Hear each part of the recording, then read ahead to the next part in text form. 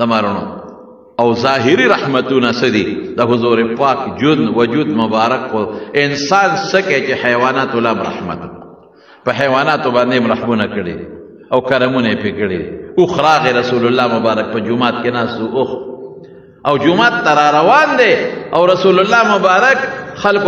خلقو دا اوخ منې کوي مې منې کوي نیغ راغی او د پیغمبر علیه السلام په دې غېږه کې دا سر کېښود او سر یې خور کو اوښ برلار شروع کړه ژړلې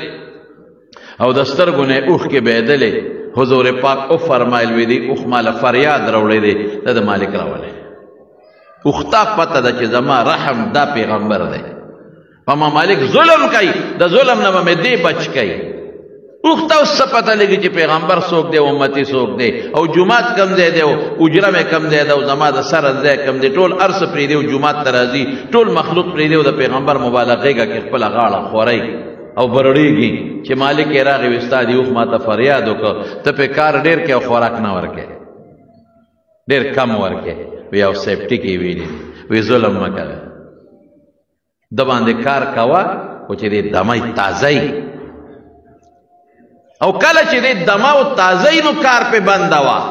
دا نه چې په لاره روان او دې ټخ ټخ کوي د کار نی او ښه ستړي شي او بیا د بار د وړو نی او ته په چوکه راګیر کې او دربې او دربې او دربې دربې